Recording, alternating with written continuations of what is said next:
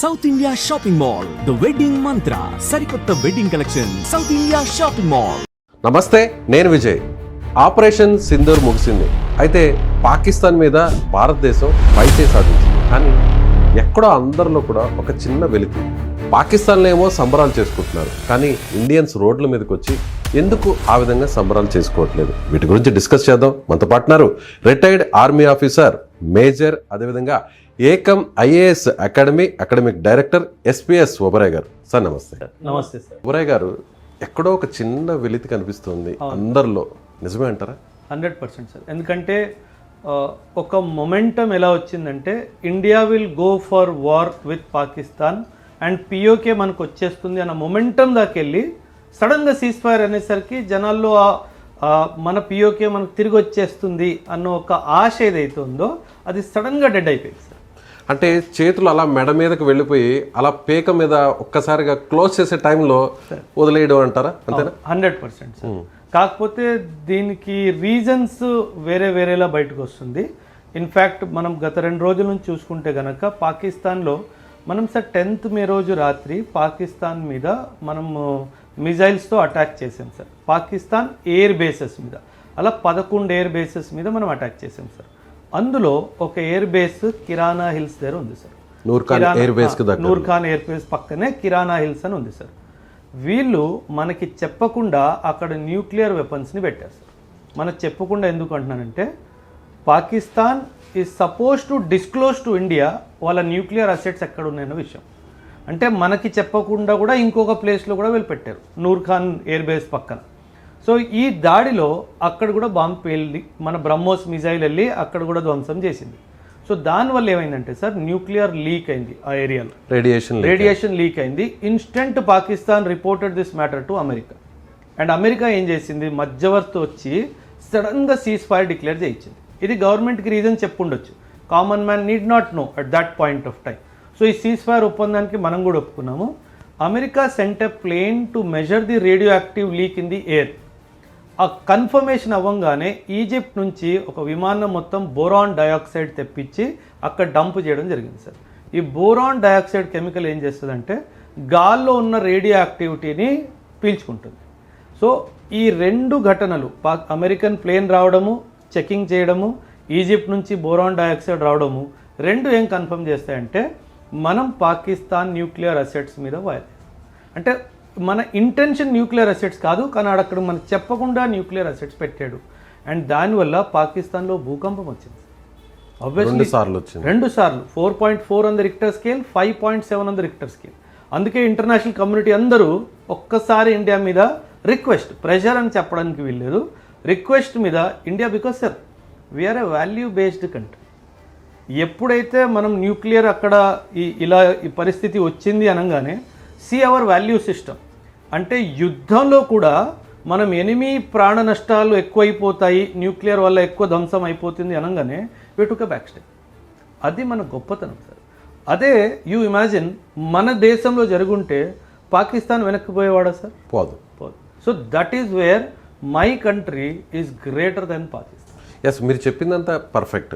కానీ మధ్యలో తగుదనమ్మా అంటూ ట్రంప్ దూరి తను అనౌన్స్ చేయడం అనేది అందరికి కూడా బాధ కలిగించింది. ఒకవేళ మీరు చెప్పినట్టుగా పెద్ద మనసు చేసుకొని మన ఇండియా పాకిస్తాన్ని వదిలేసి ఉంటే ఆ విషయాన్ని స్వయంగా మన ప్రధానం లేదంటే మనకు సంబంధించిన ఆర్మీ చీఫ్లు ఎవరన్నా ప్రకటించుంటే బాగుండేది. కానీ ట్రంప్ చేయడమే ఇప్పుడు అందరూ కూడా హట్ అయ్యేటువంటి విషయం కాదంటారా?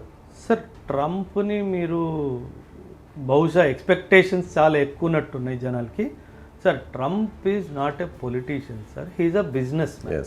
ఇది మనం ఫస్ట్ గుర్తించాల్సిన విషయం సార్. రెండో విషయము, 10 రోజుల ముందు అమెరికా ఏం స్టేట్మెంట్ ఇచ్చింది, మేము న్యూట్రల్గా ఉంటాము, మీరు చూసుకోవాలి. 4 రోజుల ముందు నేనే చేశాను సీజ్ ఫైర్ అని అన్నాడు. మళ్ళీ నిన్నేమన్నాడు, నేను పెద్దగా ఇన్వాల్వ్ అవ్వలేదు, గైడ్ చేశాను అన్నాడు. అంటే ఇప్పటి వరకు 3 మాటలు. సో నేను అదే చెప్తాను, ట్రంప్ ఒక మాట చెప్పాడు అని చెప్పి దాని మీద మనం భరోసా చేయాల్సింది లేదు సార్. ఎందుకంటే ఆయన పొద్దునో మాట, మధ్యాహ్నం ఒక మాట, సాయంత్రం ఒక మాట, ఆయనకున్న అలవాటు సార్ ఇది. అంటే he is basically attention deficit syndrome ఉంది సార్ ఆయనకి.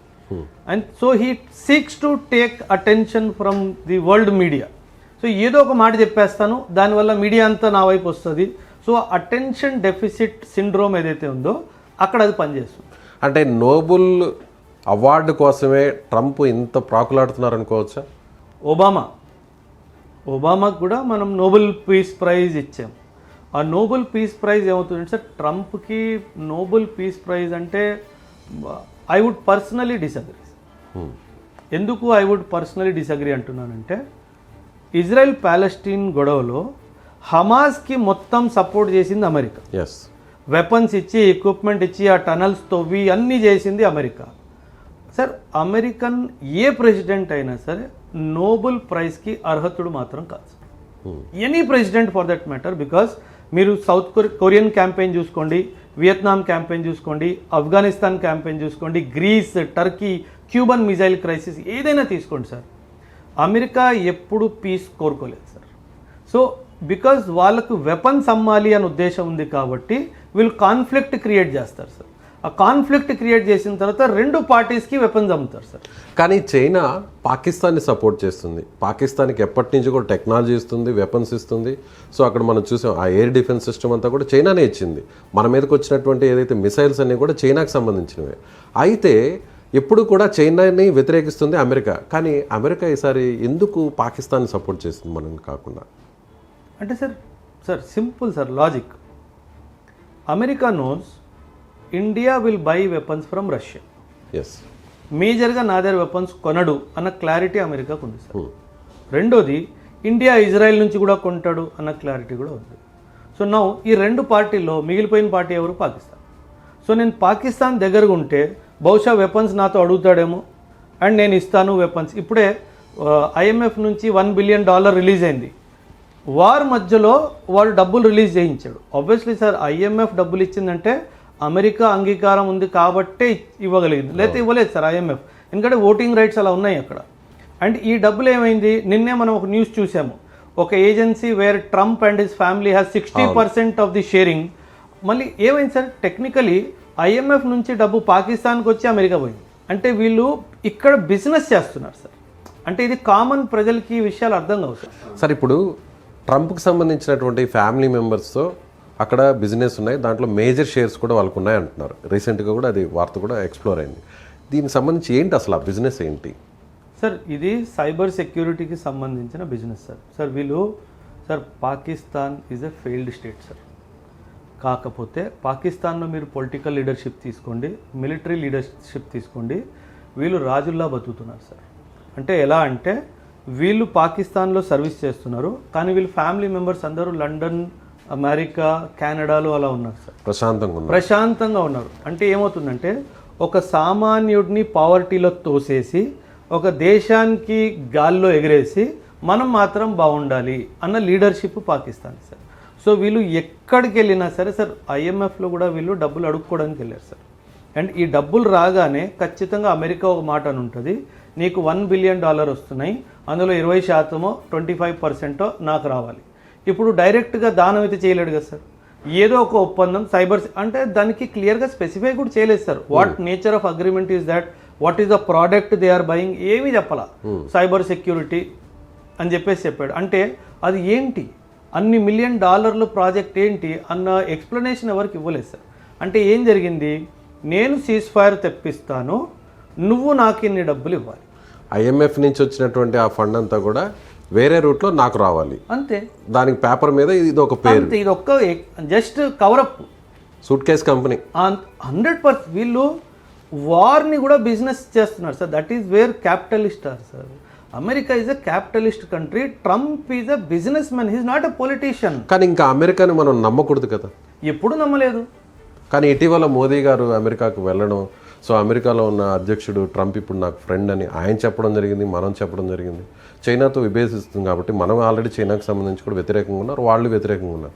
అమెరికాతో మనం ఇప్పుడు దోస్తాను అనుకున్న సమయంలో అమెరికా మనల్ని మోసం చేసింది. ఖచ్చితంగా 100% సార్. ఇప్పుడు కాదు, మీరు ఇప్పుడు మాట్లాడుతున్నాయి సార్. అమెరికా మనకి ఇప్పటి వరకు 100 సార్లు మోసం చేసింది సార్. నేను లెక్కెట్టిస్తాను. మన హోమీ బాబా ఎవరు చంపారు? Who is a nuclear physicist. ఆయన్ని చంపింది అమెరికా. గూగుల్లో ఉంది సార్. నన్ను ఎందుకు నమ్ముతారు? గూగుల్ నమ్మండి పోని. గూగుల్లో ఆయన చంపింది ఆయన.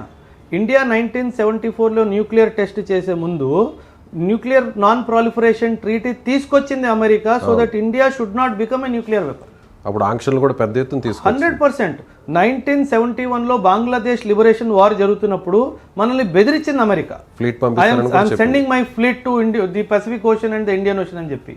అదే కాదు సార్, వెదర్ 99 కార్గిల్ వార్లో సార్ మన జీపీఎస్ సిగ్నల్స్ని పాడు చేసింది అమెరికా, సో దట్ మన బాంబ్స్ వెళ్ళి పాకిస్తాన్లో కరెక్ట్గా పడకుండా. సో మనకి అమెరికాతో bad experience, this is not the first time. Our policy makers are very clear that America is not a supportive of Indian cause. అమెరికాకి డబ్బులే కావాలి. అందుకే మనం ఏమంటాము, Russia is my all weather friend. అందుకే ఎప్పుడైనా సరే మన ఫారిన్ పాలసీ సార్ అమెరికాకి దగ్గరికి వెళ్ళే ముందు 1,00,000 సార్లు ఆలోచిస్తాం సార్. ఎందుకంటే వాడికి వాల్యూ సిస్టమ్ లేదు, వాడికి డబ్బు ఒకటే కనిపిస్తుంది. మీరు ఒక మాట అన్నారు sir, why America is close to Pakistan. ఈరోజు మోదీ గారు ఈరోజు ఉన్న పలంగా నేను అమెరికా నుంచి 2,000 కోట్లు ఆర్ 2,00,000 కోట్లు యుద్ధాయుధాలు కొంటాను అని ఒక డిక్లరేషన్ ఇవ్వమని చెప్పండి, ఉన్న పలంగా అమెరికా పాకిస్తాన్ చేయలేస్తుంది. ఎందుకంటే వాడికి కావాల్సింది బిజినెస్. ఇది మనం అర్థం చేసుకోవాలి సార్. సో కాకపోతే we are not in to business, we are a welfare country. మన కాన్స్టిట్యూషన్లో క్యాపిటలిజం అనే పదం లేదండి. మన కాన్స్టిట్యూషన్లో వెల్ఫేర్ అనే పదం ఉంది, మన కాన్స్టిట్యూషన్లో డెమోక్రసీ అనే పదం ఉంది, మన కాన్స్టిట్యూషన్లో ఐడియల్స్ అండ్ ఆస్పిరేషన్స్ అనే పదం ఉంది. అంటే ఏంటి, మనం వాల్యూస్ ఉన్న country sir. So America is not a value country sir. ఇంకో విషయం సార్, మనం అందరూ అమెరికా సూపర్ పవర్ అంటాము. 1945 తర్వాత అమెరికా గెలిచిన యుద్ధమే లేదండి. అవును. అంటే వీళ్ళు they have proved themselves despite అంత పవర్ ఉన్నా సరే, military power, political power, economic power ఉన్నా సరే వీళ్ళు ఒక్క వార్ గెలవలేదు సార్ ఇప్పటికి వచ్చి. సో ఇదంతా గాల్లో మాటలు. I'm super power. Afghanistan campaign ఓడిపోయావు. వియత్నాం సార్ బచ్చా దేశ్, అది బచ్చా దేశ్ నిన్ను యాజ్ అ సూపర్ పవర్ ఓడించింది అండ్ నువ్వేం చేయలేకపోయావు. కొరియన్ క్యాంపెయిన్ మీరు చూసుకోండి, వీడు చేసిన ఏదో పని వల్ల దేశాలు విడిపోయినాయి. ఆఫ్ఘనిస్తాన్ 20 సంవత్సరాలు ఉన్నాడు సార్. 2001 అమెరికా ఆఫ్ఘనిస్తాన్లో ఎంటర్ అయినప్పుడు తాలిబాన్ ఉంది. 20 సంవత్సరాల తర్వాత మళ్ళీ తాలిబాన్ వచ్చింది. అంటే నువ్వు తాలిబాన్ నుంచి తాలిబాన్ చేంజ్ చేయడానికి 20 సంవత్సరాలు పట్టిందా నీకు? అంటే వాట్ హ్యావ్ యూ అచీవ్డ్? ఇంకో ఏదో పని చేశారు సార్ వీళ్ళు. ఏం చేస్తారు వీళ్ళు? చాలా దుర్మార్గులు సార్. అమెరికా వీళ్ళు ఏం చేశారు, 2021లో వెళ్ళిపోయే ముందు ఆఫ్ఘనిస్తాన్లో వీళ్ళు వాడిన యుద్ధాయుధాలన్నీ అక్కడ వదిలేసి వెళ్ళారు సార్, కావాలని వదిలేసి వెళ్ళారు. So that Taliban will use that weapon and try to control Pakistan దగ్గర కూడా ఉన్నాయి వెపన్స్. 100% ఇద్దరికి ఇచ్చాడు. ఇప్పుడు మీ దగ్గర ఒక గన్ వదిలేసి వెళ్తాను సార్, 10 బుల్లెట్లు వదిలేసి వెళ్ళాను. ఆ తర్వాత మీకు కావాలంటే నువ్వు నాకే కాల్ చేయాలి. చాలా సార్ మనము ఈ బిజినెస్ మైండ్ని అర్థం చేసుకోవాలి. ఇప్పుడు పెహల్గామ్ అటాక్లో కూడా అక్కడ వాడిన టెర్రరిస్టులు కూడా ఈ గన్సే. 100% సార్. మీరు వాడిన గన్స్ గురించి మాట్లాడుతున్నారు, ఆ టెర్రరిస్ట్ కూడా అమెరికా వాడే అంటున్నాను నేను. బికాజ్ తాలిబాన్ని క్రియేట్ చేసింది అమెరికా 1979లో. అమెరికా, సౌదీ అరేబియా, పాకిస్తాన్ కలిసి కన్న ముద్దు బిడ్డ తాలిబాన్ సార్. అండ్ అక్కడే కదా వచ్చింది ఒసామా బిన్ లాదెన్కి అమెరికాకి ఎందుకు మతభేదాలు వచ్చాయి సార్. 1989లో ఆఫ్ఘనిస్తాన్ క్యాంపెయిన్ అయిపోయినప్పుడు, రష్యా ఓడిపోయినప్పుడు అమెరికా వాడు ఏం ప్రామిస్ చేశాడు ఒసామా బిన్ లాదెన్కి, I will allow you to form government in Afghanistan అని చెప్పాడు. ఆ 89 నుంచి 96 వచ్చేసింది సార్, 8 సంవత్సరాలు అమెరికా వాడు ఫామ్ చేయనివ్వలేదు సార్. అప్పుడు ఒసామా బిన్ లాదెన్ అన్నాడు, now my target is not to form government in Afghanistan, I want to take revenge from America. And Osama bin లాదెన్కి జన్మనిచ్చిందే అమెరికా సార్. వీళ్ళు క్రియేట్ చేసిన టెర్రరిస్ట్ గ్రూపే కదా. ఏం మాట్లాడుతున్నాడు వీడు? పీస్ గురించి మాట్లాడతాడు, తోటకూర గురించి మాట్లాడతాడు. అసలు ఏం లేదు సార్, ఒక వాల్యూ సిస్టమ్ లేదు. అంటే వీళ్ళు ప్రాబ్లం క్రియేట్ చేయాలా, ఆయుధాలు అమ్ముకోవాలా, డబ్బులు. ఇది వ్యాపారం సార్. ప్లీజ్, కామన్ మ్యాన్ ఏమవుతుందంటే ఇమోషన్లో వెళ్ళిపోయి ఆ ఇమోషన్ని పట్టుకుంటాడు, ఇంటెన్షన్ని వదిలేస్తాడు. ఇది ఇంటెన్షన్ వ్యాపారము. ఎప్పుడో ఒకప్పుడు మళ్ళీ ఇప్పుడు హమాస్, నిన్న న్యూస్ విన్నారు కదా, హమాస్ స్ట్రైక్స్ గాజా అని చెప్పేసి ఇది మళ్ళీ ఒక కొత్త థియేటర్ ఓపెన్ చేస్తున్నాడు. ఎందుకంటే ఈ థియేటర్ ఏమైపోయింది, న్యూక్లియర్ అది అయిపోవడం వల్ల ఇది సైలెంట్ అయిపోయింది కదా, మళ్ళీ అక్కడ ఆయుధాలు పోవాలి కదా, మళ్ళీ అక్కడ ఓపెన్ చేస్తాడు. సడన్గా చైనా టైవాన్ మధ్యలో ఓపెన్ చేస్తాడు. ఏదో ఒకటి వీళ్ళు at any given point of time sir వరల్డ్లో ఒక కాన్ఫ్లిక్ట్ జరుగుతూనే ఉంటుంది. ఎందుకంటే weapons exporting countries wants to make money and America is the largest exporter of weapons in the world. Operation Sindoor ఇంకా పూర్తి కాలేదు, ఎప్పుడైనా కూడా మళ్ళీ తిరిగి స్టార్ట్ అవుతుంది. ఒకవేళ పాకిస్తాన్ బుల్లెట్స్ వేస్తే తిరిగి మిసైల్స్ వేస్తామని కూడా ప్రధాని ఒకసారి మళ్ళీ కూడా ఆయన జాతిని ఉద్దేశించి మాట్లాడారు. అయితే ఇప్పుడు ఈ ఆపరేషన్ సింధూర్ వల్ల మనం ఏం సాధించాం? ఇమోషనల్లో కాకుండా డిఫెన్స్ పార్లెన్స్ ఒక కామన్ మ్యాన్కి అర్థమయ్యే విధంగా ఒక రిటైర్డ్ ఆర్మీ ఆఫీసర్గా మీరేం చెప్తారు? Simple sir. ఇంతకు ముందు మన మీద అటాక్ జరిగినప్పుడు మనం కూర్చొని మాట్లాడదాం అని మనం అప్రోచ్ ఉండేది sir. Hour approach was dialogue. ఇప్పుడు మన approach is not dialogue, hour approach is punishing him. Hour approach is ఎవరైతే దాడి చేశాడో వాడిని చంపాలి. అందుకే మనం ఏం చేసాము, వాళ్ళ పహల్గామ్లో దాడి చేసిన టెర్రరిస్టు వాళ్ళ స్థావరాల మీద మనం అటాక్ చేసాం. 2014 ముందు ఏం జరిగేది? 2014 ముందు రండి కూర్చోండి మాట్లాడదాం. ఒకడు మీ మీద దాడి చేసినప్పుడు కూర్చోండి మాట్లాడదాం ఏంటి సార్? నాకు అర్థం కాదు. So this is how our approach of reaction has changed. So మనం ఇప్పుడు ఏం చేస్తున్నాం, నువ్వు కారణము, నీ హెడ్ క్వార్టర్ ఇక్కడ ఉంది, నీ ట్రైనింగ్ క్యాంప్ ఇక్కడ ఉంది, నేను ఎవరితో మాట్లాడను, దాన్ని టార్గెట్ చేస్తాను. ఇంటర్నేషనల్ కమ్యూనిటీ వచ్చినా సార్, ఈ న్యూక్లియర్ ప్రాబ్లం జరిగినంత వరకు ఇండియా ఒప్పుకోలేదు సార్ సీజ్ ఫైర్కి. There was lot of pressure from America, I'm sure. కానీ ఇండియా సెడ్ నో. ఇప్పుడు ఎప్పటి వరకు అమెరికా మీద ఒక్కటేసారి దాడి జరిగింది సార్ 2001లో. నువ్వేమో 53 కంట్రీస్ తీసుకొని వాడి మీద దాడికి వెళ్ళిపోయావు. నేను గత 39 సంవత్సరాల నుంచి జేఎన్కేలో టెర్రరిజం జరుగుతుంది, నేను ఏడుస్తూనే ఉన్నాను, అయినా సరే నువ్వు నా మాట వినిపించుకోలేదు.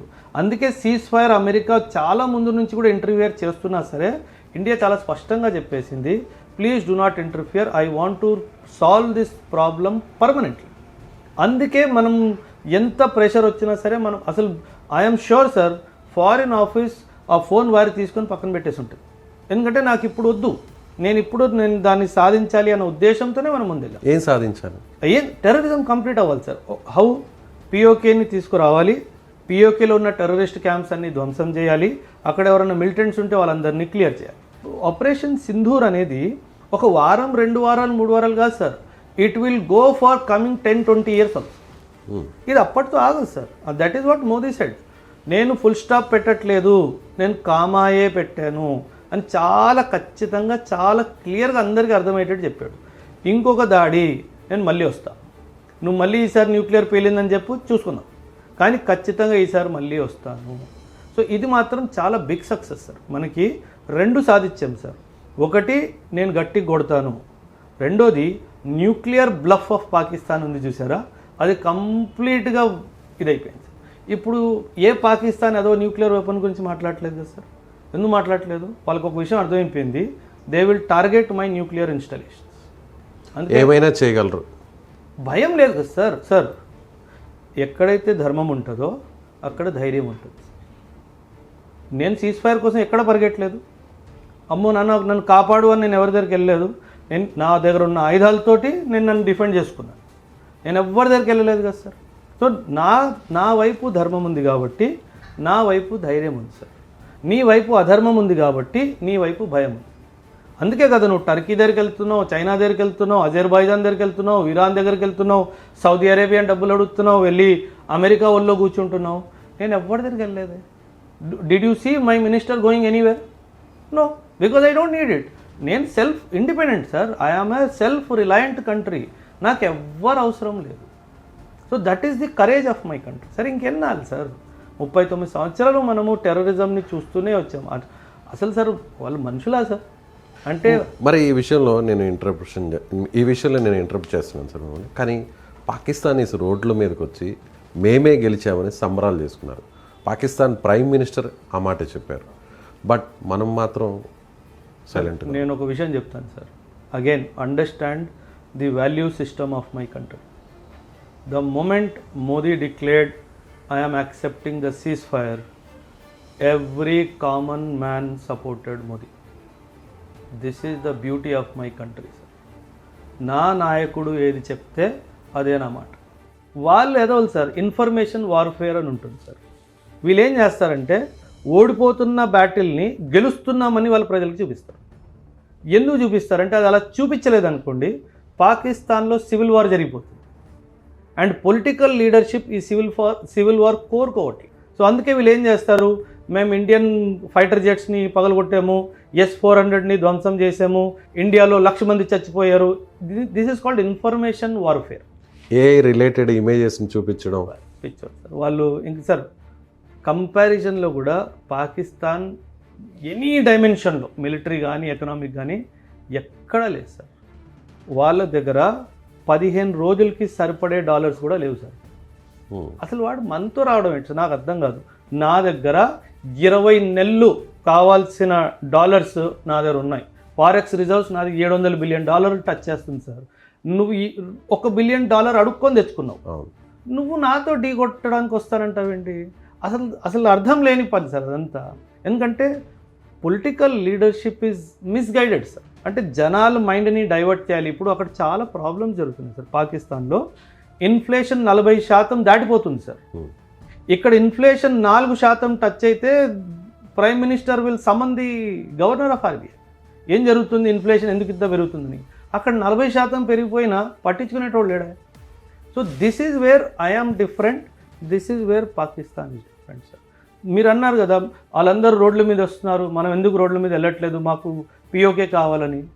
మన ప్రధాని నిర్ణయము మన నిర్ణయం.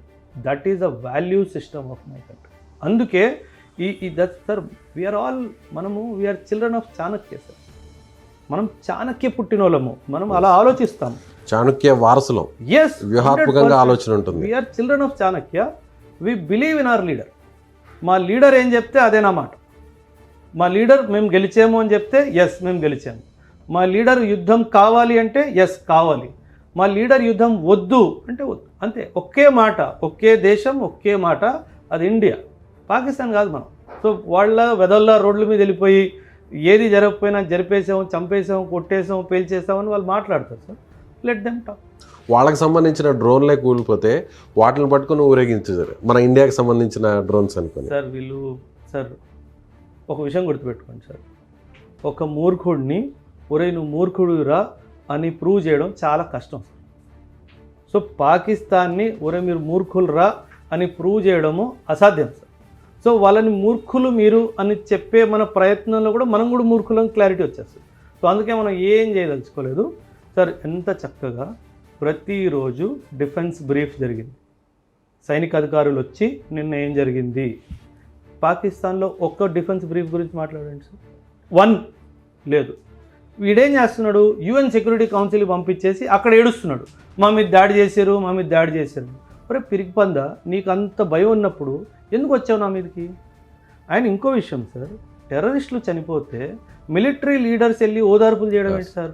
అంటే నువ్వు ఒక మెసేజ్ సొసైటీకి చాలా స్పష్టంగా ఇచ్చేసావు. ఏంటి, నేను టెర్రరిస్ట్ కంట్రీ, నేను టెర్రరిస్టులు నా బ్రదర్స్ అండ్ సిస్టర్సు, నేను వాళ్ళనే సపోర్ట్ చేస్తా అని నువ్వు ఖచ్చితంగా చెప్పుకో. నువ్వే వదవయ్యావు కదా.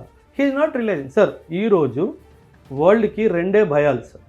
మొత్తం లోకం ప్రపంచం అంతా 2 భయాలు సార్. ఒకటి టెర్రరిజము, ఒకటి న్యూక్లియర్ వెపన్. ఈ రెండిటితో పాకిస్తాన్ చెలగడుతుంది సార్. వాడికి అర్థం కావట్లేదు నా అస్తిత్వమే పోతుంది అన్న క్లారిటీ పాకిస్తాన్కి లేదండి.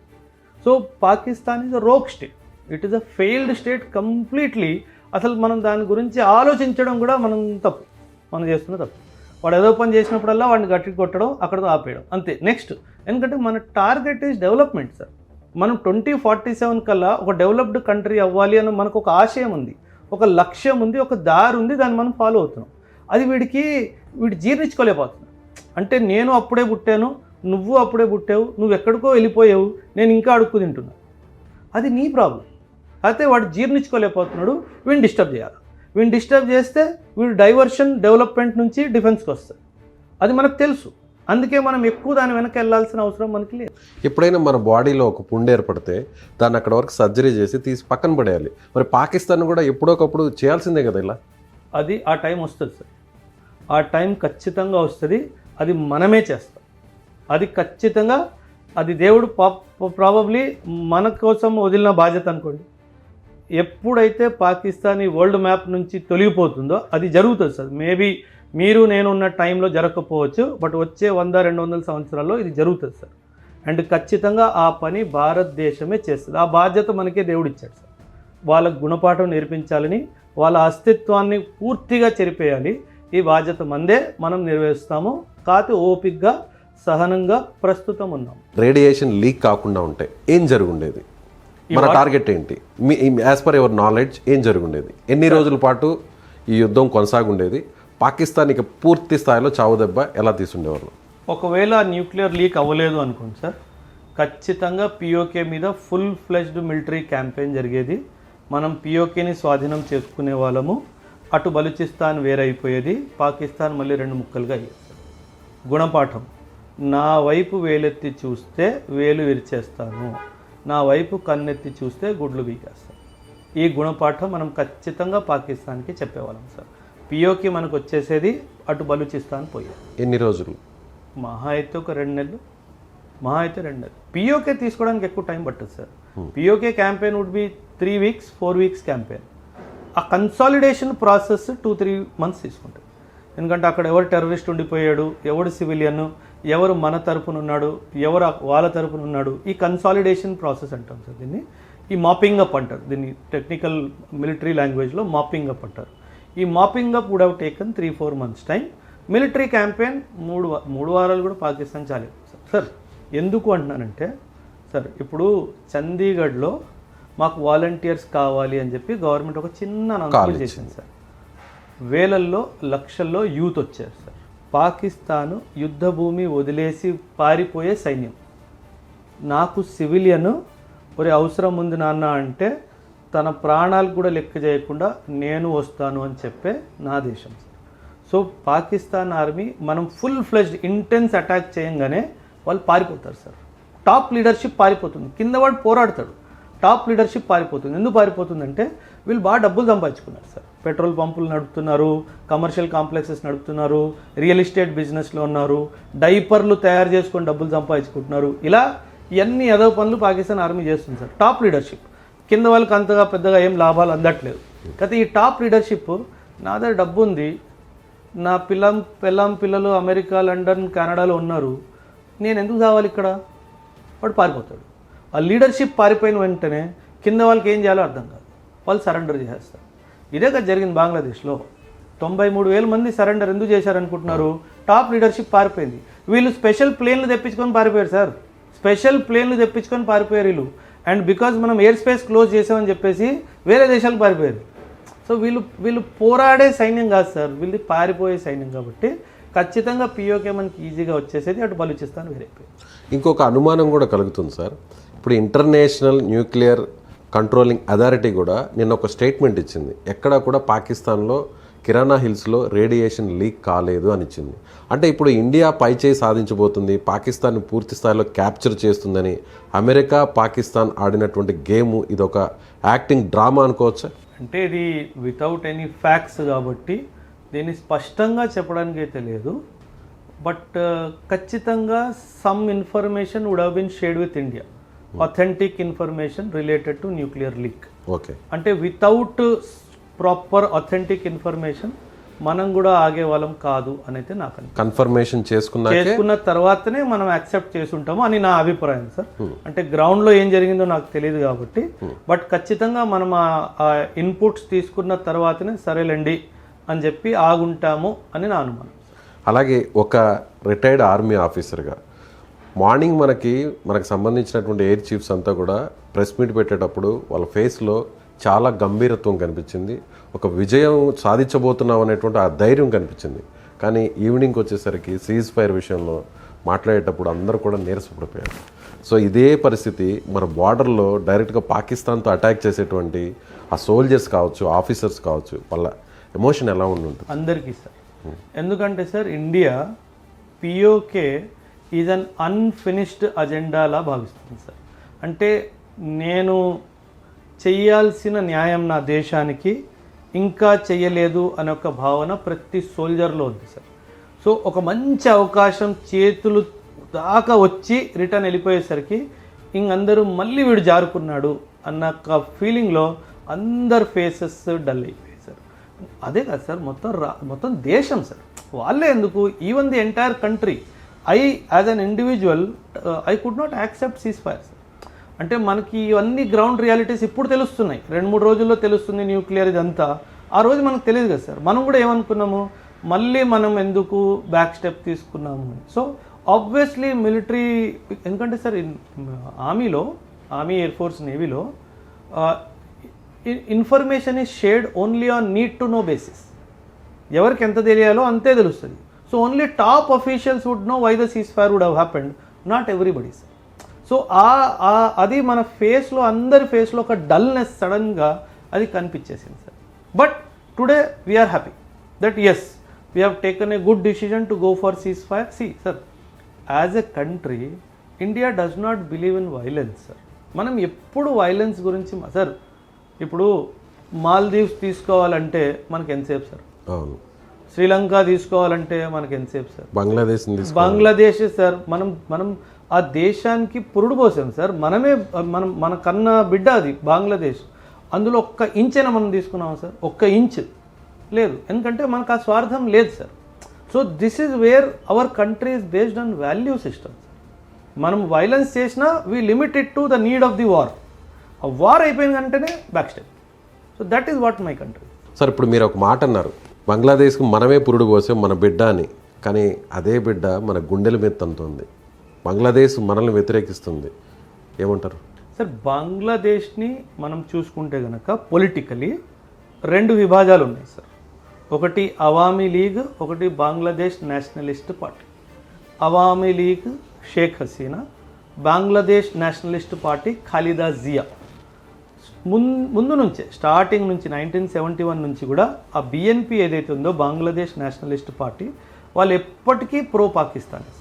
ఇప్పుడు ఖాలిదా జియా బిఎన్పి, అవామీ లీగ్ మన షేక్ హసీనా. ఇప్పుడు షేక్ హసీనా ఇండియాలోనే ఉంది, మన అందరికి తెలిసిన విషయం. ఇప్పుడు ఆ అవామీ లీగ్ పార్టీ కానీ పొలిటికల్ లీడర్షిప్ అక్కడ లేదు కాబట్టి ఆ బిఎన్పి చేస్తున్న నాటకాలు ఇవన్నీ సార్. కామన్ మ్యాన్ ఖచ్చితంగా సార్, బికాజ్ నేను బంగ్లాదేశ్ ఆర్మీ వాళ్ళతో చాలా క్లోజ్గా పనిచేశాను sir. I can tell you for sure, the Bangladesh army would not like the statements what the political leadership is giving. మనం జాయింట్ మిలిటరీ ట్రైనింగ్స్ కానీ వాళ్ళకి ఎటువంటి ప్రమాదం లేకుండా సార్. బంగ్లాదేశ్ 3 వైపులు మనం ఉన్నాం, 3 వైపులు మనం ఉన్నాము. ఒక చిన్న పార్ట్ మ్యాన్మార్తో వాళ్ళకి ల్యాండ్ బౌండరీ ఉంది.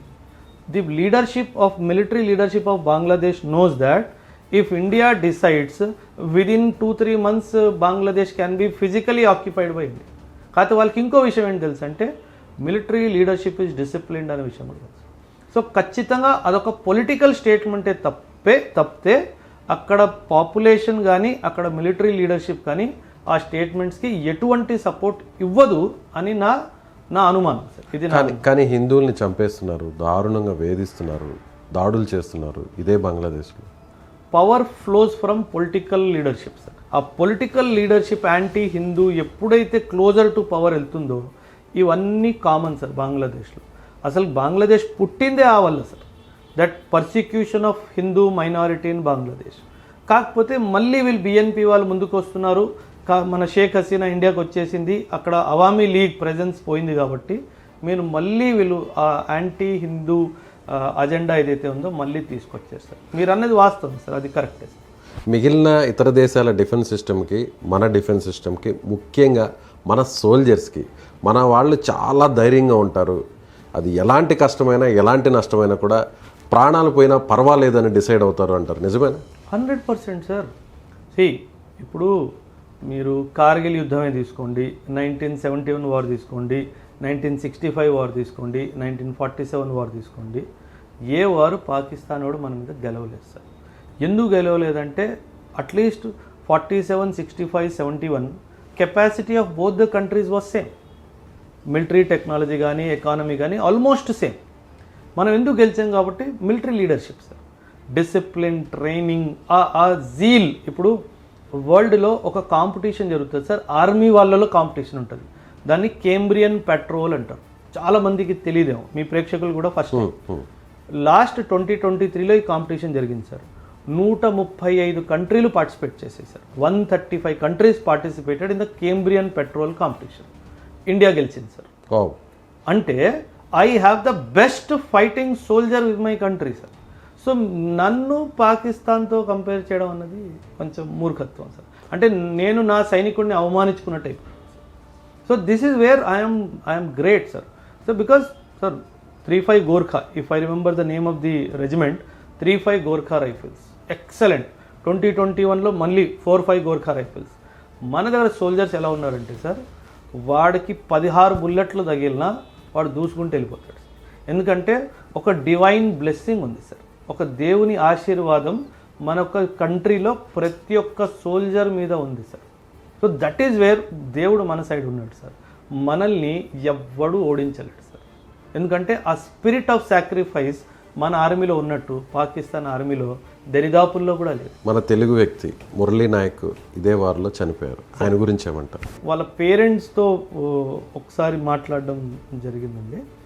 అండ్ అంటే ఆ అబ్బాయి మామయ్య కూడా ఒక వీడియో కూడా నేను విన్నాను. అంటే అబ్బాయి చూడండి సార్, 19-20 years ఓల్డ్ అబ్బాయి, నేను దేశం కోసం ప్రాణత్యాగం చేయాలి, నా బాడీ తిరంగాలో చుట్టి పంపించాలి అంటే, ఈ టైంలో పిల్లలు ఇన్స్టాగ్రాము యూట్యూబ్ అని చెప్పే టైంలో కూడా ఒక అబ్బాయికి ఇలా దేశ సేవ చేయాలి అన్న ఒక ఆలోచన ఉంది చూడండి సార్, అది హ్యాట్స్ ఆఫ్ సార్. సూపర్. అంటే మన 2 తెలుగు రాష్ట్రాలు మన హిస్టరీ బుక్స్లో మురళీ నాయక్ ఉండాలి. ఎందుకు ఉండాలి అంటే, I'm not just making a loose statement, అది మన వచ్చే భావితరాలకు ఒక స్ఫూర్తిదాయిలా ఉండాలి సార్. ఎందుకంటే ఒక 19-20 years అబ్బాయికి ఆ స్పిరిట్ ఉంది అంటే మనం ఎంత నేర్చుకోవాలి సార్ అబ్బాయి గారు. మనము కంఫర్ట్లోకి వెళ్ళిపోతున్నాం సార్, ఆ అబ్బాయి సాక్రిఫైస్కి వెళ్ళాడు సార్. ఆ తల్లి ఎంత గ్రేట్ సార్, అలాంటి కొడుకుని కన్న తల్లి ఎంత great sir. So this is wear it is a message to all the youth. పిచ్చి పిచ్చి విషయాల్లో, బెట్టింగ్ యాప్స్లో కానీ, ఈ ఏమంటారు డ్రగ్స్లో కానీ, ఇవన్నీ కాదు ఇంపార్టెంట్. మీరు మీ ఫ్యామిలీని బాగా చూసుకోండి. మీ ఫ్యామిలీ బాగుంటే సమాజం బాగుంటుంది, సమాజం బాగుంటే దేశం బాగుంటుంది. So every youth has a responsibility అని ఒక మెసేజ్ ఆ చిన్న అబ్బాయి అందరికీ ఇచ్చేళ్ళాడు సార్. సో అది మనం అందరు నేర్చుకోవాలి సార్. అగ్నివీర్లో సెలెక్ట్ అయినటువంటి మురళీ నాయక్ నేరుగా బార్డర్ వరకు వెళ్ళాడంటే అతని కరేజ్, అతనిలో ఉన్నటువంటి ఆ టాలెంట్ అనుకోవచ్చా? 100% సార్. ఇన్ఫ్యాక్ట్ అగ్నివీర్లో retention is based on talent only. 3-4 సంవత్సరాల తర్వాత ఓన్లీ 25%ని రిటైన్ చేసుకుంటారు, 75%ని తిరిగి పంపించేస్తారు. సో అబ్బాయి అగ్నివీర్ నుంచి జాయిన్ అయ్యి అక్కడ ఉన్నాడు అంటే it means he was physically fit, mentally fit and a spirit of service ఉంది అని అబ్బాయి ఆర్మీకి నిరూపించాడు కాబట్టి అక్కడ ఉన్నాడు సార్. అంటే బై ఛాన్స్ అవ్వలేదు ఇది, ఇది తన బాడీని మైండ్ని అలా ప్రిపేర్ చేసుకున్నాడు, యుద్ధం వస్తే నేను ఉంటాను అని చెప్పేసి. అది మనం అర్థం చేస్తాం. సో మురళీ నాయక్ చనిపోయినా కూడా అవతల పాకిస్తాన్ సోల్జర్స్ని ఎంతమందిని చంపేసి ఉండొచ్చు? అతని కరేజ్, అతనికి ఉన్నటువంటి అది ఇంకా డీక్లాసిఫై చేయలేదండి. మన గవర్నమెంట్ ఎటువంటి డీక్లాసిఫికేషన్ ఇంకా చేయలేదు కాబట్టి అది మనం వెయిట్ చేసి చూడాలి. అసలు ఏ పరిస్థితిలో ఇది జరిగింది, ఏమైనా బాంబ్ అటాక్ జరిగిందా, 1-to-1 గన్ బ్యాటిల్ జరిగిందా, అసలు ఏం జరిగింది అన్నది ఇంకా అవుట్ అవ్వలేదు సార్. అది అవుట్ అయిన తర్వాతే మనం దాన్ని. సోల్జర్స్కి ఎలాంటి రెస్పెక్ట్ ఇవ్వాలి, గవర్నమెంట్స్ అయినా కానీ పబ్లిక్ అయినా కానీ, ఈ ఇష్యూని బట్టి చూస్తే చాలా చోట్ల మనం వింటుంటాం, మా పొలాలను ఆక్రమించేశారు, మాకు రావాల్సినటువంటి సరైనటువంటి రాష్ట్ర ప్రభుత్వాల నుంచి అందడం లేదు, సరైనటువంటి గౌరవం ఇవ్వడం లేదు, మా ఆస్తులను ఆక్రమించారు, మాకు న్యాయం జరగట్లేదని చాలామంది చాలా చోట్ల మన చిన్న చిన్న పేపర్లో ఒక క్లిప్పింగ్స్ వస్తుంటాయి మనకి. సో దాని గురించి మీరు ఏం మాట్లాడారు సార్? మీరు చెప్తే నమ్మరు సార్, నేను ఆర్మీలో 11 years పనిచేశాను సార్, 2004 to 2015. నా దగ్గర as an officer one I was there in the unit, ఒక 10 మంది కంప్లైంట్స్ తీసుకొని వచ్చారనుకోండి సార్. అందులో 7 సార్ ఊర్లో నా భూమిని ఆక్రమించుకున్నారు. ఇదే పాయింట్, మీరు చెప్పిన point sir. We used to personally talk to the district collectors sir, we used to personally talk to the district SPs and get their problems resolve. వాళ్ళ ప్రాబ్లమ్స్ని మేము పర్సనల్గా వీళ్ళతో మాట్లాడి సాల్వ్ చేసాం. మన దేశం ఎలా అయిపోయిందంటే సార్, కొన్ని విషయాల్లో మనం బాగా ఆస్తులు అని దాని వెనుక పరిగెట్టి ఒక ఫ్యామిలీ నుంచి ఒక పర్సన్ మన దేశ సరిహద్దుల్లో సేవ చేస్తున్నాగానే అవన్నీ పట్టించుకోకుండా వాళ్ళ భూముల్ని ఆక్రమించుకుంటున్నాం సార్. ఇది మనం చేసే అతిపెద్ద నేరం అవుతుంది సార్. ఎందుకంటే ఆ అబ్బాయి ఎవరైతే ఆర్మీలోకి వెళ్ళారో ఈ సమాజాన్ని నమ్ముకొని ఆ ఫ్యామిలీని అక్కడ వదిలేసి దేశ సేవకి వెళ్ళాడు. అదే సమాజంలో ఒక మనిషి ఆ అబ్బాయి భూమిని కానీ ఇంకేదైనా ప్రాపర్టీని ఆక్రమించుకుంటే కనుక నా సందేశం మన అందరు సొసైటీకి ఏంటంటే ఐకమత్యమై ఆ అబ్బాయి గురించి వాళ్ళ ఫ్యామిలీ గురించి మనం పోరాడాలి. అది మన నైతిక బాధ్యత సార్. మనం అది కూడా చేయకపోతే ఇంకా మనం మనుషుల్లాగా మనం లెక్క పెట్టుకోవద్దు, ఆ పని చేయాలి సార్. ఎందుకంటే that is the basic what we can give it back to that family and society. So ఈ జనరేషన్కి ఆపరేషన్ సింధూర్తో ఒక అవగాహన కలిగిందంటారా? సో 100%. మన ఇండియన్ సోల్జర్స్ ఎంత గొప్పవాళ్ళు, ఎంత ధైర్యవంతులు, మన కోసం ఇలా ప్రశాంతంగా మనం ఇక్కడ తిరగగలుగుతున్నాం, పడుకోగలుగుతున్నాం, తినగలుగుతున్నాం, ఇలా సంతోషంగా ఉండగలుగుతున్నాం అంటే మీలాంటి ఆర్మీ ఆఫీసర్స్, మీలాంటి ఆర్మీ సోల్జర్స్ అక్కడ బార్డర్లో ఉండడం వల్ల అనేది ఈ జనరేషన్కి తెలుసుంటుందా ఆపరేషన్ సింధూర్ ద్వారా? ఆల్మోస్ట్ 100%. ఇది నా అభిప్రాయం సార్. ఆల్మోస్ట్ 100%కి ఈ లైన్ ఆఫ్ థాట్ వచ్చి ఉండాలి సార్. ఇంకా రాలేదు అంటే దెర్ ఇస్ సంథింగ్ రాంగ్. 100% ఈ లైన్ ఆఫ్ థాట్ వచ్చి ఉండాలి. ఇదే కాదు, ఎస్పెషలీ మన 2 రాష్ట్రాలు, తెలుగు రాష్ట్రాల్లో కూడా నేను కూడా ఆర్మీకి వెళ్తాను అని ఒక అవగాహన కూడా రావాలి. ఇక బెలూచిస్తాన్ గురించి ఏం చెప్తారు? బెలూచిస్తాన్ ఒక స్వతంత్ర దేశంగా ప్రకటించుకుంది, తనకు తానే ప్రకటించుకుంది. సో ఇప్పుడు బెలూచిస్తాన్ నిజంగా ఒక సపరేట్ దేశంగా మారే అవకాశం ఉందంటారా? అవకాశం అయితే ఖచ్చితంగా ఉందండి. యాక్చువల్లీ ఒకవేళ ఈ వార్ కొనసాగితే మాత్రం అది 100% అయిపోయేది అఫీషియల్గా. అంటే కొన్ని న్యూస్ ఛానల్స్లో నేను చూశాను sir, that they have declared independence అని. అది గ్రౌండ్ రియాలిటీ ఏమో మనకి ఇంకా తెలియదు, అఫీషియల్గా అయితే ఏం రాలేదు. ఇన్ఫ్యాక్ట్ బలూచిస్తాన్ లిబరేషన్ ఆర్మీ ఎవరైతే ఉన్నారో మేము యుఎన్ కూడా రాసాము, మాకు డిప్లొమాటిక్ రికగ్నిషన్ ఇవ్వండి, మీరు వచ్చి ఎంబసీ ఇక్కడ బలూచిస్తాన్ క్వెటాలో పెట్టుకోండి అని చెప్పేసి కొన్ని న్యూస్ ఛానల్స్లో అయితే చూశాను. అదేవిధంగా ఇండియన్స్కి వీజా ఆన్ అరైవల్స్ ఇస్తాము అన్న కొన్ని అంశాలు కూడా న్యూస్లో అయితే వచ్చాయి కానీ అది ఎక్కడి వరకు నిజం అన్నది నాకు అంత ఐడియా లేదండి. But wait and watch sir. కాకపోతే ఖచ్చితంగా పిఓకే జరగకపోయినా sir, India should ensure that Balochistan should become a reality. వాళ్ళకి ఎటువంటి సహాయం కావాలన్నా మనం ఇవ్వాలి అనే నా ఆలోచన అయితే ఖచ్చితంగా ఉందండి. అది నా వ్యక్తిగత ఆలోచన. అంటే it is not to do war mongering or something, no. ఎందుకంటే సార్ 1947లో ఇండియా పాకిస్తాన్ జన్మించినప్పుడు బలూచిస్తాన్ కూడా ఇండిపెండెంట్ అయింది సార్. అప్పుడు ఆ ప్రావిన్స్ పేరు కాలత్, KALAT. మీరు గూగుల్ వెళ్ళి చూడండి, మీకు తెలుస్తుంది. మొహమ్మద్ అలీ జిన్నా ఏం ఏదో పని చేశాడంటే, ఫస్ట్ ఇండిపెండెన్స్ అయిపోయిన తర్వాత అక్టోబర్లో మళ్ళీ వాళ్ళని పిలిచి మీరు పాకిస్తాన్లో కలిసిపోండి అని చెప్పాడు, అక్టోబర్ 1947లో. అలా ఎలా కుదురుతుంది? We have declared ourselves independence, we're an independent country అంటే. ఇది వినకుండా మార్చ్ 1948లో పాకిస్తాన్ ఆర్మీ పంపించి అక్రమంగా స్వాధీనం చేసుకుంది Balochistan. So this is wear Balochistan కాలత్ ఏదైతే కంట్రీ ఉండేదో ఇట్ లాస్ట్ ఇట్స్ ఇండిపెండెన్స్.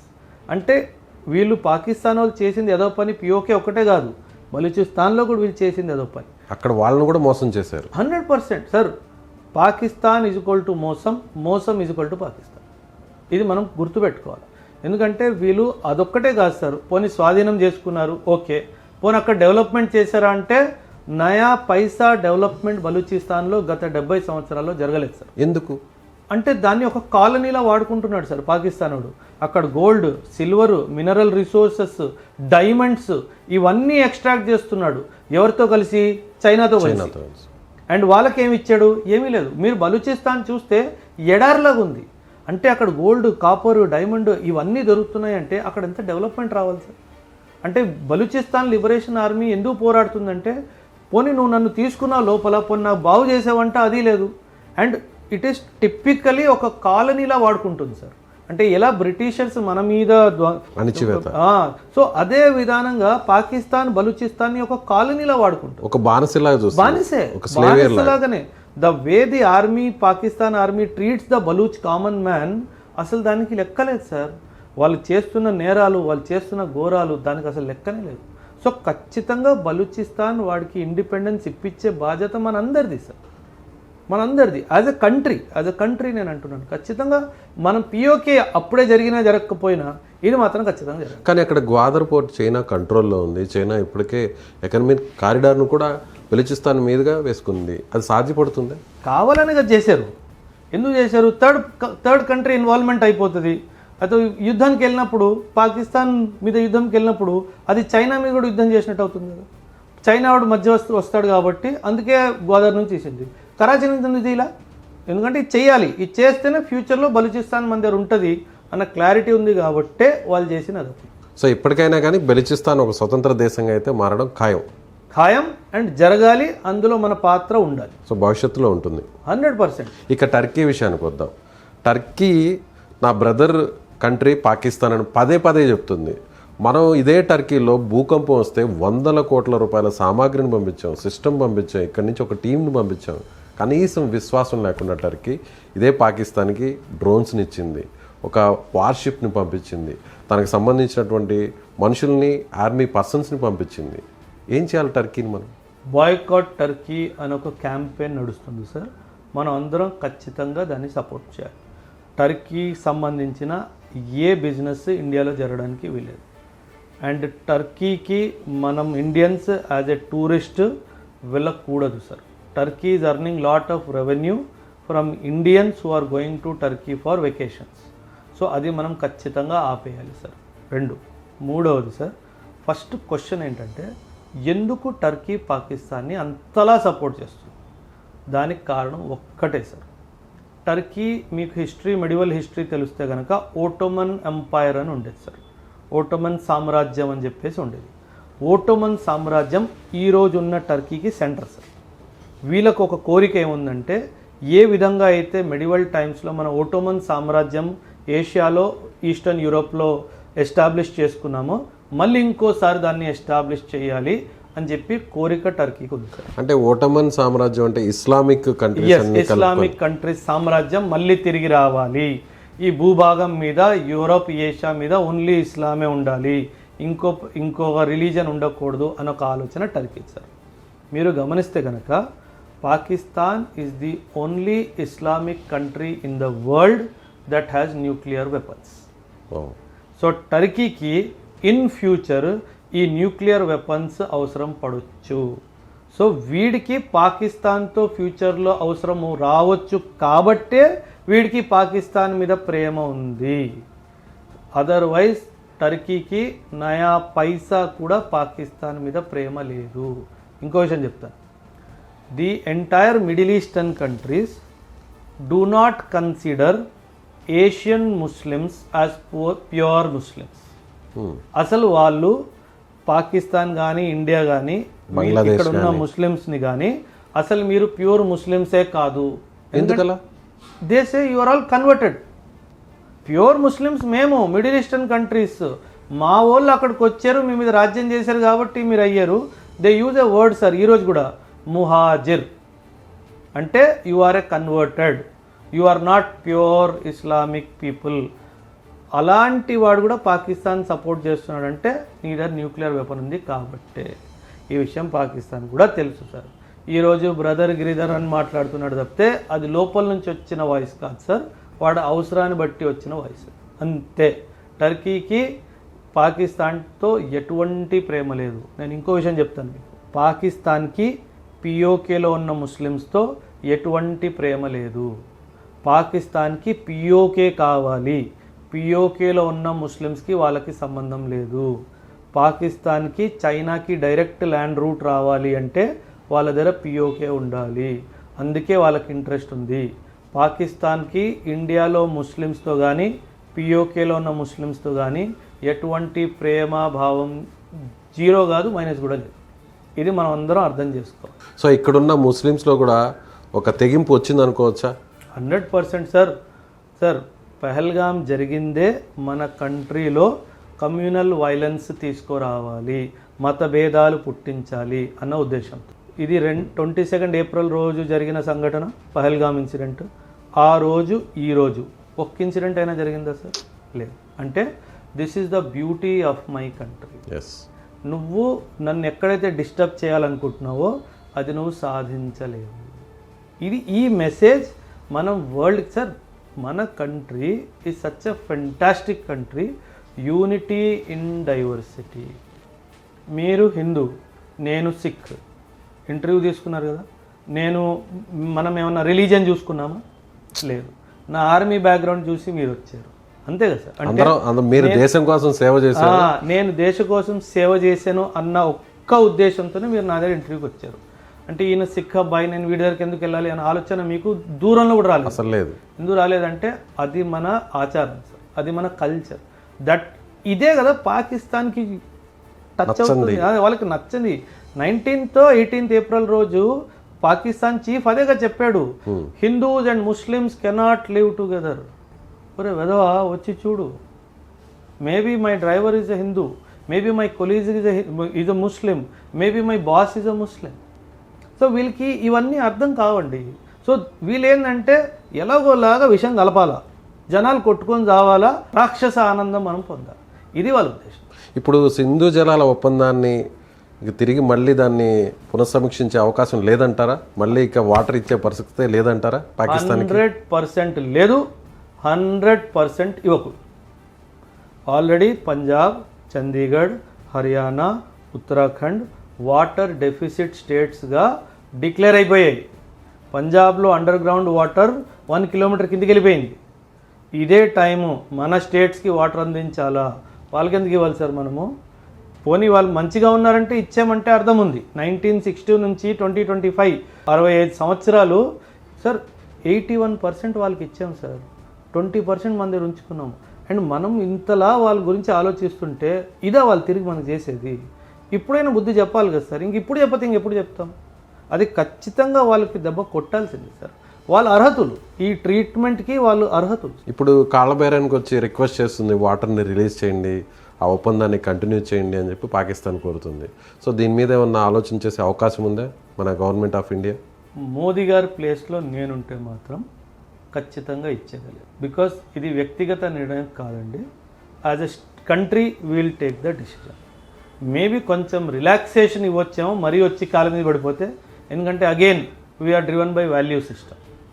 అవకాశం ఉంది కానీ జరగకపోవచ్చని నేను. కానీ ఒక మాట అన్నారు ఇదే మోదీ గారు, రక్తం నీరు కలిసి ఎక్కడ కూడా ప్రవహించలేవని. అంతే కదా సార్, అదే కదా జరుగుతుంది. మోదీ వెరీ క్లియర్లీ చెప్పారు, water and blood cannot flow together. అది ఇప్పుడు అనలేదు సార్, 2014 నుంచి అంటూ వస్తున్నాడు ఆయన. వాళ్ళకి వార్నింగ్స్ ఇస్తూనే ఉన్నాడు. ఆయన బుద్ధి లేని కంట్రీ సార్, ఇంకేం అర్థం ఉంది సార్? మొత్తం ఎంటైర్ ఈ ఆపరేషన్ సింధూర్ అంతకుముందు కూడా ఒక వ్యక్తి పేరు బాగా వినిపిస్తుంది దేశం అంతా కూడా, అజిత్ దోవల్. ఏంటి ఆయన స్పెషాలిటీ? నిజంగా ఆయన ఒక కాప, పాకిస్తాన్లో ఒక బిచ్చగాడగా కొన్ని సంవత్సరాల పాటు ఉన్నారు, అక్కడున్న సీక్రెట్స్ అన్నీ కూడా బయటకు తీసుకొచ్చారు. ఇవాళ మనం పాకిస్తాన్ని చావు దెబ్బ కొడుతున్నామంటే ఇది కూడా ఒక కారణం అంటున్నారు, నిజమేనా? 100% సార్. Master mind sir. అంటే ఒక intelligence agency, national security council ఆయన హెడ్ సార్. ఒక నేషనల్ సెక్యూరిటీ కౌన్సిల్ హెడ్కి ఉన్న క్వాలిటీ ఏదైతే ఉండాలో ఆయనకి 100 కాదు సార్, 1000% ఉంది సార్. ఆయన ఆలోచనని ఎవ్వడూ పట్టుకోలేడు సార్, ఆయన స్ట్రాటజీని ఎవ్వడూ అర్థం చేసుకోలేడు సార్. ఎవ్వరికీ తెలియకుండా బ్యూటిఫుల్గా మాస్టర్ ప్లాన్ వేస్తాడు, ఒక స్కెచ్ చేస్తాడు, ఆ తర్వాత బతికే అవకాశం ఉండదు. ఎందుకంటే సార్ మీరు పిఓకే చూస్తున్నారు, నార్త్ ఈస్ట్ ఇన్సర్జెన్సీలో ఆయన ఇచ్చిన కాంట్రిబ్యూషన్ అంతా ఇంత కాదు. నార్త్ ఈస్ట్ ఉగ్రవాదులు అసలు టాక్స్కే వచ్చేవాళ్ళు కాదు. ఈరోజు సీజ్ ఫైర్ అగ్రిమెంట్స్ ఉన్నాయి వాళ్ళతోటి. Somewhere the roots go to Ajit Doval. అంటే మన దేశం, మనం అంటాం కదా సార్, మన భారతదేశ ముద్దు బిడ్డ అనేసి. So he's that Ajit Doval. Ajit దోవల్ని మీరు ఓన్లీ ఫిజికల్గా చూడొద్దు, ఆయన ఓమ్నిపోటెంట్. ఆయన ఇక్కడ లేడేమో కానీ ఇక్కడ ఉంటాడు. అది ఆయన స్పెషాలిటీ సార్. ఆయన ఆలోచించే తీరు, ఆయన తీసుకున్న ట్రైనింగ్, ఆయన చేసిన త్యాగము మన దేశం కోసము. ఇలాంటి నేషనల్ సెక్యూరిటీ అడ్వైజరు గతంలో కూడా చాలా మంచి నేషనల్ సెక్యూరిటీ అడ్వైజర్ మనకు ఉన్నారు, కానీ ఇలా ఆలోచించే sir Ajit Doval 40-50 countries chiefs of army, air force, నేవీని ఒక ప్లేస్లో కూర్చోబెట్టి మీటింగ్ చేయగలిగాడంటే ఇలాంటి సత్తా అమెరికాకే ఉంది సార్. ఇంక వేరే దేశాలు పిలిస్తే ఎవడు రాడు. పాకిస్తాన్ కూడా మనలాగా కాపీ చేసి పిలిచింది సార్, 3 వచ్చారు సార్. మన దగ్గర 50 మంది వచ్చారు సార్. ఆ 3 కూడా ఎవరు? చైనా ఒక రిప్రజెంటేటివ్ని పంపించింది, సౌదీ అరేబియా ఒక చీఫ్లు రాలా. అంటే వాళ్ళు పిలిచినా రావట్లేదు. మనం పిలవంగానే 50 కంట్రీలు వాళ్ళ చీఫ్స్ని పిలిచారంటే ఏం చేసి ఉంటాడు ఆ మీటింగ్లో? వాళ్ళ బుర్రలో ఏం నడుస్తుందో కనుక్కోవాలి. వాళ్ళ బుర్రలో ఏం నడుస్తుంది, వీళ్ళు ఫ్యూచర్లో మనకి ఎలా హాని కలిగించగలరు, ఆ బుర్రలు వాడు చెప్పకుండా వాడి దగ్గర నుంచి ఎక్స్ట్రాక్ట్ చేయాలా, దాని మీద కౌంటర్ స్ట్రాటజీ తయారు చేయాలి. అది అజిత్. 100 బుర్రలు కలిపిన బుర్ర అజిత్ దోవల్ బుర్ర అనొచ్చా? 1000 అనొచ్చు. 1000 బుర్రలు. అసలు ఆయన మీ ముందు కూర్చొని మీతో మాట్లాడుతూ ఆయన బుర్రలో ఏం నడుస్తుందో మనం చెప్పుకోలేదు. అంత strong critical thinking capacity. He is really an asset to the country sir. ఇలాంటి అండ్ సార్ ఆలోచన ధైర్యం సార్, ఇది చేద్దాము, ఇది చెయ్యాలి, ఇది చేసి తీరాలి. సో ఒక స్పిరిట్ ఆఫ్ కంట్రీకి సాక్రిఫైస్ కానీ సర్వీస్ కానీ ఇలాంటి వాళ్ళే కదా సార్ మనకు కావాలి. ఏసీ బంగ్లాల్లో తిరిగి కారులో సిలిండర్లు కొట్టించుకునే వాళ్ళు కాదు కదా సార్ మనకు కావాల్సింది. ఇలాంటి టైమ్స్లో ఇలా ఆలోచించేవాడే మనకు కావాలి. సో మనకు దొరికే జేమ్స్ బాండ్ ఆఫ్ ఇండియా అని పిలవచ్చా? Asia James Bond of Asia. And sir మన కాంబినేషన్ చూడండి సార్, మీరు కామన్ మ్యాన్ ఇవన్నీ అర్థం చేసుకోవట్లేదు. ఒకవైపు ప్రధాని గారు, ఒకవైపు అమిత్ షా, ఒకవైపు రాజ్నాథ్ సింగ్, ఒకవైపు జయశంకర్, ఒకవైపు అజిత్ దోవల్, ఒకవైపు 3 చీఫ్ ఆఫ్ ఆర్మీ స్టాఫ్. ఎవడు ముట్టుకోగలడు సార్? వాళ్ళ జోన్లో వాళ్ళు the best of the world. ఎవరు టచ్ చేయగలడు? So that is where India is the unstoppable India today, because the leadership is finest leadership. మతభేదాలు ఉన్నాయి సార్, పొలిటికల్గా ఖచ్చితంగా అందరికీ మతభేదాలు ఉంటాయి. బట్ ఇండియా అనగానే అన్నీ పక్కకు తిరిగిపోతాయి. నా దేశం ముందుకు వచ్చేస్తుంది, అందరు ఐకమత్యం అయిపోతారు, వీడు నా టార్గెట్. అది మనము ఆపరేషన్ సింధూర్లో 1971లో ఎప్పుడైతే ఇందిరాగాంధీ గారు ఆ పని చేశారో అప్పుడు వచ్చిన మనకి ఎలివేషన్ మళ్ళీ ఇంకోసారి 2025లో. ఇప్పుడు వీళ్ళు ఎవరు పని వాళ్ళు ఎలా చేశారు ఒకసారి చెప్పగలరా? ఇప్పుడు మీరు అన్నారు సార్ ప్రధాని గారు, అమిత్ షా, రాజ్నాథ్ సింగ్, జయశంకర్, అజిత్ దోవల్, మన ఏదైతే Indian air force, Indian navy, Indian army. ఖచ్చితంగా సార్. చాలా పెద్ద రోలు ఇక్కడ ఇజ్రోది సార్. ఎవరు ఇజ్రో గురించి మాట్లాడట్లేదు. ఇజ్రో నిఘా పెట్టిన తీరు పాకిస్తాన్ మీద, ఈ టైంలో పాకిస్తాన్ ప్రైమ్ మినిస్టర్ ఎక్కడున్నాడు, ఏం చేస్తున్నాడు, ఆ క్లారిటీ మనకు. గ్రౌండ్లో ఇంటెలిజెన్స్ ఉంది, పైన శాటిలైట్ ఉంది, ఏం చేసుకుంటాం. సో ఇదంతా కోఆర్డినేట్ అవ్వాలి సార్. ఇప్పుడు జయశంకర్ గారు ఉన్నారు, ఇమాజిన్ ఆయనకి రోజుకి ఎన్ని కాల్స్ వచ్చి ఉంటాయో, ఎన్ని దేశాల కాల్స్ వచ్చి ఉంటాయో, వాళ్ళని డిప్లొమాటిక్గా ట్యాకిల్ చేయడం, వాళ్ళని మేము కాదు అగ్రెసర్, వాడు అగ్రెసర్, మేము విక్టిమ్స్ అని ఎక్స్ప్లెయిన్ చేయడము. That calls for lot of courage. మీరు ఒకటి చూసారో లేదో కానీ వీళ్ళందరూ గత 10 రోజుల్లో ఎంత అలసిపోయి కనిపిస్తున్నారు. 24 hours పనిచేస్తున్నారు సార్. మనకు ఒక్కరోజు 6 గంటలు నిద్ర రాకపోతే రెండో రోజులు బుర్ర పిచ్చెక్కిపోయింది.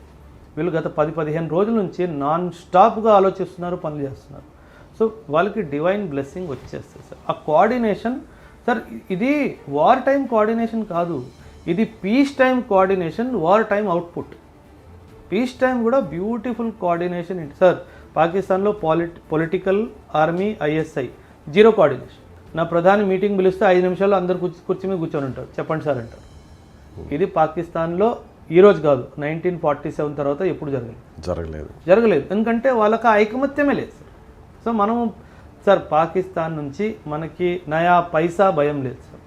ఎందుకంటే వాడిని ఢీ కొట్టడానికి నా ఎడం చేతిలోనే చిటికనీళ్ళు చాలు సార్, వాడు భస్మం అయిపోతాడు. సో మన దగ్గర ఉన్న వెపన్స్, బ్రహ్మోస్, ఆకాష్, ఇవన్నీ కూడా ప్రపంచానికి చూపించావా? ఖచ్చితంగా. బ్రహ్మోస్ అయితే సార్ బై ఎయిర్ పంపించవచ్చు, బై ల్యాండ్ పంపించవచ్చు, వాటర్ పై నుంచి కూడా పంపించవచ్చు, వాటర్ లోపల నుంచి కూడా పంపించవచ్చు. అది బ్రహ్మోస్. బ్రహ్మోస్ ఈజ్ మ్యాక్ 3 అంటే సౌండ్కి 3 సార్లు వేగంగా వెళ్తుంది.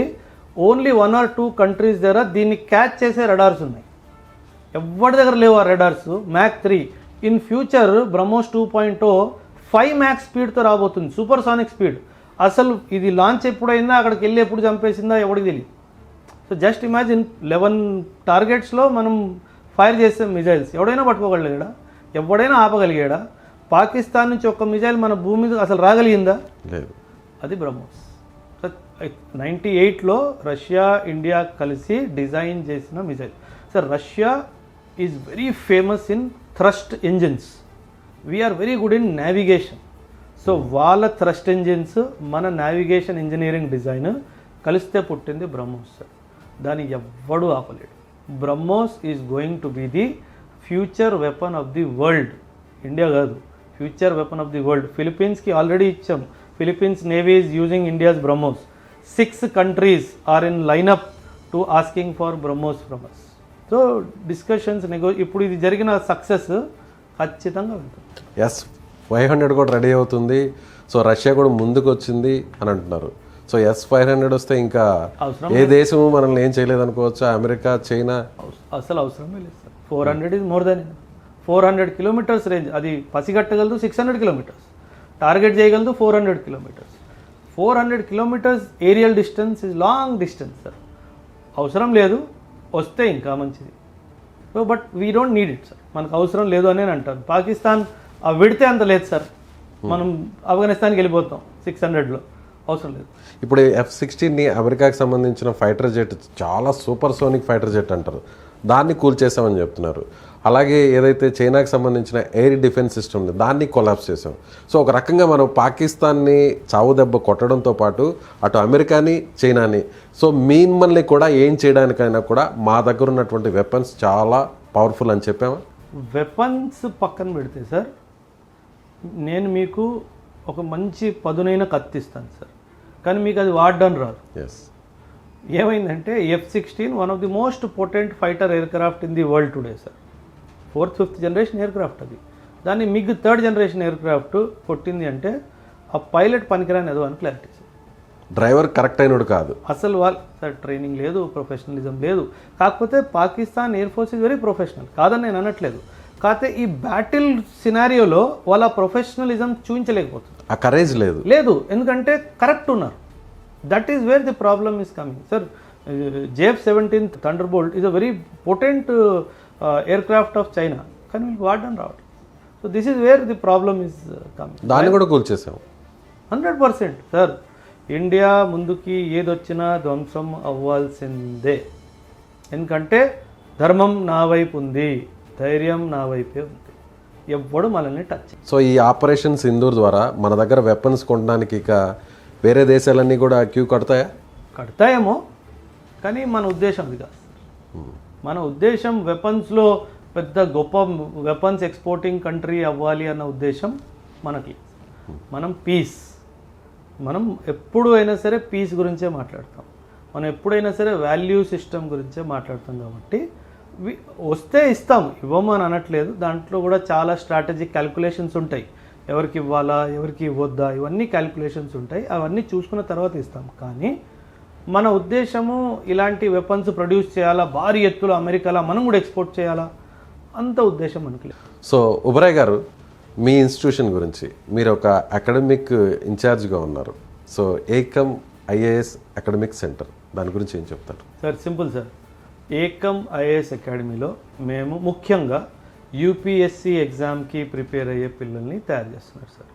నా పర్సనల్ సూపర్విజన్లో ప్రతి ఒక్క స్టూడెంట్ని నేను ప్రిపేర్ చేస్తాను సార్. క్వాలిటీ ఎలా వస్తుంది అని చెప్పాలి అంటే, ఈ సంవత్సరం 2024 రిజల్ట్లో 87 student of my institute pass the exam, final exam. All India rank 5, 19, 23, 39, 60, 70, 73, 91 ఇలా 87 ర్యాంకులు నాకు వచ్చాయి. ఎందుకు వచ్చాయంటే ఒక స్టూడెంట్ సెంట్రిక్ అప్రోచ్తో స్టూడెంట్కి ఏమిస్తే మంచిగా బయటికి వస్తుంది పొటెన్షియల్, ఆ డైమెన్షన్తో పెట్టిందే Ekam IAS academy sir. So ఒక మంచి ఉద్దేశంతో పెట్టాం కాబట్టి, స్టూడెంట్స్కి బెస్ట్ ఆఫ్ ది సపోర్ట్ ఇవ్వాలి అనే ఉద్దేశంతో పెట్టాం కాబట్టి రిజల్ట్స్ కూడా చక్కగా వస్తున్నాయి.